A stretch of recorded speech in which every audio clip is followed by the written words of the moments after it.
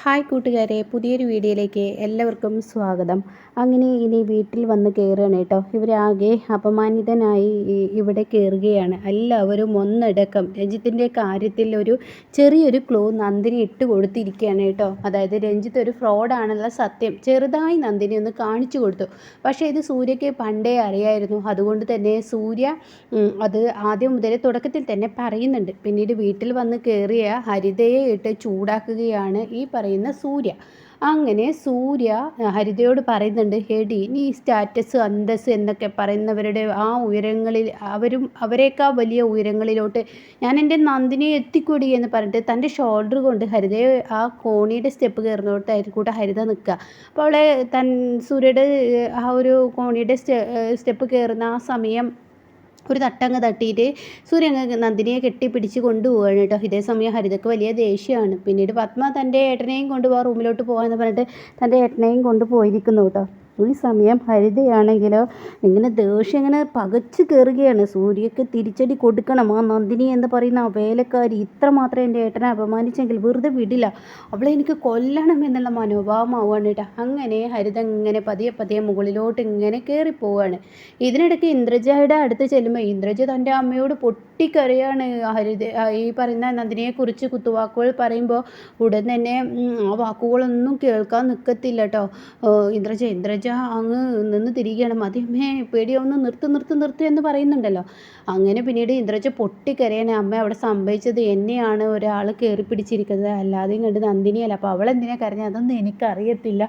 അമ്മ ഈ സംസാരം ഇവിടെ വെച്ച് നിർത്തും, മറ്റുള്ളവർ കേട്ടാൽ ഞാനാണ് മറ്റുള്ളവർക്ക് മുന്നിൽ അപമാനിതയാവുന്ന, അതിൽ നിന്ന് അവളെന്നെ രക്ഷപ്പെടുത്തുകയാണ് ചെയ്തത് എന്നിങ്ങനെ ഇന്ദ്രജ പറയുന്നുണ്ട് കേട്ടോ. ഇതേ സമയം പത്മയാണെങ്കിലോ എന്താണ് സത്യത്തിൽ നടക്കുന്നതെന്നറിയാതെ പത്മക്കും ആകെ ഒരു ടെൻഷനാവുകയാണ്. സത്യത്തിൽ ആരായിരിക്കും ആ ഇരുട്ടിൻ്റെ മറവിൽ അത് ചെയ്തത് എന്ന ആ ഒരു ഭയം പത്മക്കുള്ളിലും ഉണ്ട് കേട്ടോ. പക്ഷേ ഈ സമയം ഈ ഒരു ഇരുട്ടിൻ്റെ മറവിൽ ഇന്ദ്രജ ഇങ്ങനെ നോക്കി നിൽക്കുമ്പോൾ ഇന്ദ്രജയെ പിടിക്കുന്നതൊന്നും കാണിക്കുന്നില്ല. പക്ഷേ ഇന്ദ്രജ കരയുന്നതിനോട് കൂടിയിട്ടാണ് ആരടാ എൻ്റെ ദേഹത്ത് തൊട്ടത് എന്ന് ഇന്ദ്രജ പറയുന്നതിനോട് കൂടിയിട്ടാണ് അത് പതുക്കെയാണ് ചോദിക്കുക. ആ സമയത്താണ് നന്ദിനി ആരടാ എന്ന് പറഞ്ഞിട്ട് രഞ്ജിത്തിൻ്റെ കഴുത്തിനെ അങ്ങ് തിരിഞ്ഞിട്ട് പിടിക്കുന്നത് കേട്ടോ. അങ്ങനെയാണ് ആ സംഭവം ഇന്നത്തെ എപ്പിസോഡിൽ കാണിക്കൂട്ടോ. അങ്ങനെ ആ ഒരു ഇത് പറയുന്നുണ്ട്, അങ്ങനെയാണ് അമ്മ ഉണ്ടായത് എന്നൊക്കെ ഇങ്ങനെ പറയുകയാണ്. അപ്പോൾ ഇതൊക്കെ കേൾക്കുമ്പോൾ ഒരിക്കലും തന്നെ ഇഷ്ടപ്പെടുന്നില്ല പിന്നെ പത്മക്ക്. ഇപ്പോൾ പത്മ പറയാണ് എന്താണ് അവിടെ സംഭവിച്ചത്, എൻ്റെ മോൾക്ക് ഇങ്ങനെ സംഭവിച്ചത്, അത് അവിടെ വെച്ച് ആ കള്ളനെ പിടിക്കണേ, അത് സൂര്യ CCTV ഒക്കെ നോക്കിയില്ല അമ്മ, എന്നിട്ട് അവനെ കിട്ടി, അവന് പക്ക ഫ്രോഡാണ്, അതുകൊണ്ടാണ് അവനെ കാണാൻ പറ്റാഞ്ഞത്, അവന് എത്ര കാര്യങ്ങൾ എത്ര ബുദ്ധിപരമായിട്ടാണ് നീക്കിയത്, CCTVയിലൊക്കെ തുണി വെച്ച് മറച്ച് അവൻ ഇത്രയും വലിയൊരു ഷോപ്പിംഗ് മാളിൽ അങ്ങനെ ചെയ്യണമെന്നുണ്ടെങ്കിൽ അവൻ്റെ പിന്നിൽ പിന്തുണയുണ്ടെന്ന് പറയും കേട്ടോ. സത്യത്തിൽ ഈ രഞ്ജിത്ത് അങ്ങനെയൊന്നുമല്ല, രഞ്ജിത്തിൻ്റെ പിന്നിൽ പിന്തുണയുണ്ട് കേട്ടോ.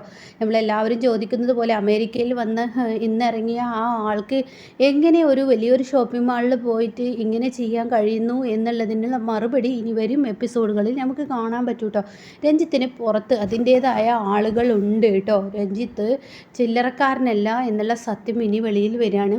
ഇതേ സമയം സൂര്യ റൂമിലോട്ട് വരികയാണ്. അപ്പോൾ സൂര്യ നന്ദിനിയോട് മിണ്ടാൻ ശ്രമിക്കുകയാണ്. നന്ദിനി ഒന്നും തന്നെ മിണ്ടത്തില്ല. മദ്യപിച്ചതിനെ തുടർന്ന് നന്ദിനി മിണ്ടാതിരിക്കുകയാണ്. അപ്പോൾ ഈ സമയം സൂര്യ ആണെങ്കിൽ നന്ദിനി നീ എന്തിനാണ് എന്നോട് പിണങ്ങുന്നത്, നീ എന്നോട് പിണങ്ങല്ലേ എന്നിങ്ങനെ പറയുന്നുണ്ട് സൂര്യ. അപ്പോൾ ഈ സമയം എനിക്കൊന്നും കേൾക്കണ്ട എന്ന ഭാവത്തിൽ നന്ദിനി ഇങ്ങനെ കിടക്കുമ്പോൾ എടോ താനെന്തോടോ എന്നോട് ഇങ്ങനെയൊക്കെ കാണിക്കുന്നത്, താൻ ഇങ്ങനെയൊന്നും എന്നോട് കാണിക്കില്ലടോ, താൻ നല്ലപോലെ എന്നോട് പെരുമാറി എന്നൊക്കെ സൂര്യ പറഞ്ഞു നോക്കൂ കേട്ടോ. പക്ഷേ അങ്ങനെയൊക്കെ പറഞ്ഞു നോക്കുമ്പോൾ നന്ദിനി അതിനൊരു വിലയും കൊടുക്കില്ല കേട്ടോ. നന്ദിനി പൊതച്ചു മൂടി കിടക്കുകയാണ്. ഓ എന്നോട് പിണക്കാണല്ലേ മദ്യപിച്ചതിൻ്റെ പേരിൽ, ഓ നിൻ്റെ പിണക്കം മാറ്റാൻ എനിക്കറിയാം എന്നൊക്കെ സൂര്യ പറയെങ്കിലും കൂടി നന്ദിനി മിണ്ടാതെ കിടക്കുകയാണ്. എന്നാൽ ഈ സമയം ഹരിത കിടന്നിരിക്കുന്നു. ഹരിതയ്ക്ക് ഉറക്കം കിട്ടുന്നില്ല. തൻ്റെ ഉറക്കത്തിൽ നിന്ന് താൻ ആ സ്വപ്നം കണ്ട് എണീക്കുകയാണ്. അതായത് രഞ്ജിത്തിനെ നന്ദിനി ഉപദ്രവിക്കുന്നത്. രഞ്ജിത്തിനെ നന്ദിനി പിന്നെ കഴുത്തിന് അത്രയും പേരുടെ മുന്നിൽ വെച്ച് കഴുത്തിന് പിടിച്ച് നീ എൻ്റെ ദേഹത്ത് തൊട്ടില്ലടാ എന്ന് പറയുന്ന ആ ഒരു രംഗം എൻ്റെ ഏട്ടനെ എത്രമാത്രം അപമാനിതനാക്കിയിരിക്കുന്നു. എൻ്റെ ഏട്ടനെ എത്രമാത്രം ആളുകൾക്ക് മുന്നിൽ വഷളായി നിൽക്കേണ്ട അവസ്ഥയാണ് ആ ഒരു നിമിഷം, ആ ഒരു സെക്കൻഡ് ആണെങ്കിൽ എൻ്റെ ഏട്ടനുണ്ടായത്. അതിന് തിരിച്ചടി അവൾക്ക് കൊടുക്കണം, ഞാൻ കൊടുക്കാതിരിക്കില്ല, എനിക്ക് അവളെ കൊല്ലണം എന്ന് പറഞ്ഞിട്ട് ഹരിത അവിടെ നിന്ന് എണീക്കുകയാണ്. അങ്ങനെ ഹരിത വലിയൊരു കത്തി എടുക്കുകയാണ് കേട്ടോ. കിച്ചണിൽ പോയിട്ട് വലിയ കത്തി തന്നെ ഹരിത എടുക്കുന്നത് നോക്കുന്നുണ്ട്. എന്നിട്ട് ഹരിത അവളെ കൊല്ലും ഞാൻ, അങ്ങനെ വിടത്തില്ല, എന്തായാലും പാത്തും പതുങ്ങി നന്ദിനി എവിടെയാണോ മുകളിലോട്ട് ഇങ്ങനെ കയറിപ്പോവാൻ ശ്രമിക്കുകയാണ്.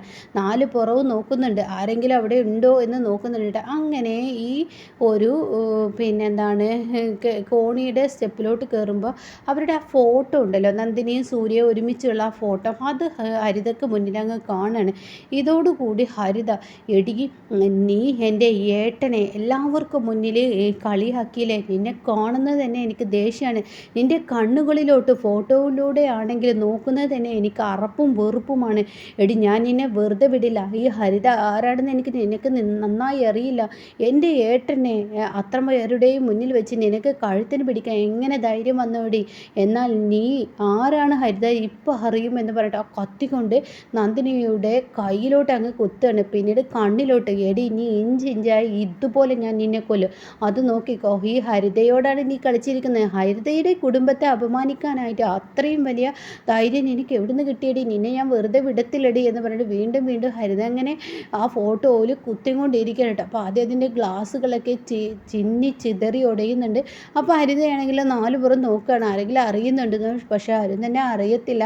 പിന്നീട് ആ ഗ്ലാസ് ഉടഞ്ഞതിന് ശേഷം ആ ഒരു ഫോട്ടോയിലെ പിക്ചർ ഉണ്ടല്ലോ, അത് മാത്രം നന്ദിനിയുടെ മാത്രം എടുത്തിട്ട് ഇങ്ങനെ പിന്നെന്താണ് ആ ഒരു ഫോട്ടോയിൽ ഇങ്ങനെ വരച്ചും കൊണ്ടിരിക്കുകയാണ്, കോറിയും കൊണ്ടിരിക്കുകയാണ്. എന്നിട്ട് തൻ്റെ പ്രതികാരം ഇങ്ങനെ തീർത്തും കൊണ്ടിരിക്കുകയാണ്. എടി ഞാൻ നിന്നെ വിടത്തിലടി. ഹരിത കാണിക്കുന്നത് നേരിട്ട് തന്നെ കാണട്ടോ, അവളുടെ മുഖഭാവവും അതുപോലെ തന്നെ ഒക്കെ അങ്ങനെ ആയിരിക്കും. അപ്പോഴേക്കും 4 പുറവും ഗ്ലാസ്സൊക്കെ ഉടഞ്ഞു കിടക്കുകയാണ്. പിന്നീട് പിറ്റേ ദിവസം രാവിലെ എണീക്കുകയാണ്. എണീറ്റ പാടെ രാജു ആണെങ്കിലോ കിച്ചണിൽ എണീച്ചിട്ട് കിച്ചണിലോട്ട് പോകുന്ന നേരം തൻ്റെ കാലിൽ എന്തോ കുത്തിത്തറച്ചിരിക്കുന്നു. രാജു നോക്കുമ്പോൾ കുപ്പിച്ചില്ലാണ്. അയ്യോ, ഇതെങ്ങനെ ഈ കുപ്പിച്ചില്ല് ഇവിടെ വന്നു എന്ന് പറഞ്ഞിട്ട് രാജു ആ കുപ്പിച്ചില്ല് ഇങ്ങനെ എടുത്തു നോക്കി താഴോട്ട് നോക്കുമ്പോൾ സ്റ്റെപ്പ് ആ സകലം താഴെയൊക്കെ ആകെ കുപ്പിച്ചില്ല്. ഇത് കാണുന്ന രാജു ഇതെങ്ങനെ ഇവിടെ സംഭവിച്ചു എന്ന് പറഞ്ഞ് പതിയെ കോണി കയറുമ്പോൾ സൂര്യയുടെയും നന്ദിനിയുടെയും ഫോട്ടോ ആകെ ചിന്നിച്ചിതറിയിരിക്കുന്നു. സൂര്യ മാത്രം അവിടെ നിൽക്കുന്നുണ്ട്, ഗ്ലാസ് ഉടച്ചിട്ട് നന്ദിനിയെ മാത്രം വലിച്ചഴിച്ചിരിക്കുന്നു. ഈശ്വര, ഈ ദുഷ്ടപ്രവൃത്തി ആര് ചെയ്തു എന്നൊക്കെ പറഞ്ഞിട്ട് പെട്ടെന്ന് ചൂലെടുത്ത് അടിച്ച് ക്ലീൻ ചെയ്യുന്ന സമയത്താണ് കേട്ടോ താഴോട്ട് നന്ദിനി ഇറങ്ങി വരുന്നത്. നന്ദിനി ഇറങ്ങി വരുമ്പോഴാണെങ്കിലോ നന്ദിനിയെ ആകെ ഞെട്ടിപ്പിച്ച് കളയാണ്. അപ്പോൾ ആദ്യം രാജുവേട്ട ഇതെങ്ങനെ ഈ ഫോട്ടോ അല്ലേ, രാജുവേട്ട ഇതെങ്ങനെ കുപ്പിച്ചില്ല ഇവിടെ നിന്ന് അറിയില്ല മോളെ എന്നിങ്ങനെ പറഞ്ഞിട്ട് ആ ഫോട്ടോ എന്നങ്ങ് പറയുമ്പോഴേക്കും നന്ദിനി അത് നോക്കുമ്പോൾ നന്ദിനിക്ക് വലിയ വിഷമമാവുകയാണ്. ഈശ്വര, എൻ്റെ ഫോട്ടോ അല്ലേ, എൻ്റെ ഫോട്ടോയിൽ ആരാ ഇതുപോലെ ചെയ്തു വെച്ചിരിക്കുന്നത്. അപ്പോൾ ഇത് കേട്ട ഉടൻ തന്നെ അറിയില്ല മോളെ ആരാ ചെയ്തു വെച്ചിരിക്കുന്നത്. അപ്പോഴേക്കും യതീന്ദ്രനും അതുപോലെ തന്നെ പത്മയും അങ്ങോട്ട് എന്താ ഇവിടെ കുപ്പിച്ചില്ലെന്ന് ചോദിക്കുന്നുണ്ട്. ആ സമയം രാജു ഇങ്ങനെ മിണ്ടാതെ നിൽക്കുകയാണ്. ഇത് ഇവിടെ ഞാൻ രാവിലെ എണീറ്റ് വന്നപ്പോൾ ഇതേ സൂര്യ സാറിൻ്റെയും നന്ദിനി കൊച്ചിൻ്റെയും ഫോട്ടോ അടിച്ചിരിക്കുന്നു എന്ന് പറയണേ. അത് കേൾക്കുന്ന പത്മ, വീടിന് ശല്യമായി ആ ഫോട്ടോ അങ്ങ് പോയി, ഈ വീടിൻ്റെ സർവ്വ ഐശ്വര്യങ്ങളും കളഞ്ഞത് ആ ഫോട്ടോയാണ്. എന്തായാലും ചെയ്തവർ നല്ല ആൾ തന്നെ, നല്ല ബുദ്ധിയുള്ള ആള്. കാര്യം എൻ്റെ മനസ്സ് കണ്ടറിഞ്ഞ് ചെയ്യാനുള്ള കഴിവ് അവർക്കുണ്ടായല്ലോ, അത് തന്നെ നല്ല കാര്യം. ഈ ഫോട്ടോ എന്തായാലും ഉടഞ്ഞല്ലോ, സമാധാനമായി, ഇനി സ്വസ്ഥതയോടുകൂടി നിൽക്കുക. അത് കേൾക്കുന്ന യതീന്ദ്രൻ, പത്മ നീ എന്താടോ ഈ പറയുന്നത്? അപ്പോഴേക്കും ഇന്ദ്രജ, വേദ, വിജയ്, അതുപോലെ വന്ദന, പിന്നെ ഈ പറയുന്ന ഉദയൻ, രഞ്ജിത്ത്, ഹരിതയാണെങ്കിൽ ഒന്നും അറിയാത്തതുപോലെ അങ്ങ് സോഫയിൽ പോയിരിക്കുകയാണ്. ഇത് കാണുന്ന നന്ദിനിക്ക് വിഷമമാവുകയാണ്. കോഫി ഇടാൻ പോലും കഴിയുന്നില്ല തൻ്റെ ഫോട്ടോ ഇടിഞ്ഞപ്പോൾ. എന്നാൽ ഈ സമയം പത്മയാണെങ്കിൽ അവിടെ വന്നിരുന്നിട്ട് പറയണം, ഒരു ശല്യമായിരുന്നു ആ ഹോളിലിരിക്കുന്ന ഫോട്ടോ.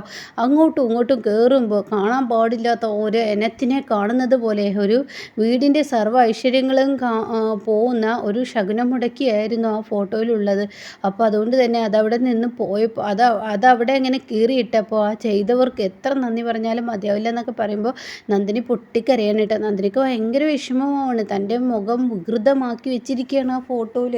അത് കാണുന്നതിനോടുകൂടി നന്ദിനി ഇങ്ങനെ പൊട്ടിക്കരയാണ് കേട്ടോ. അപ്പോൾ ഇങ്ങനെയൊക്കെയുള്ള ഒരു എപ്പിസോഡാണ് ഇനി വരാനിരിക്കുന്നത് കേട്ടോ.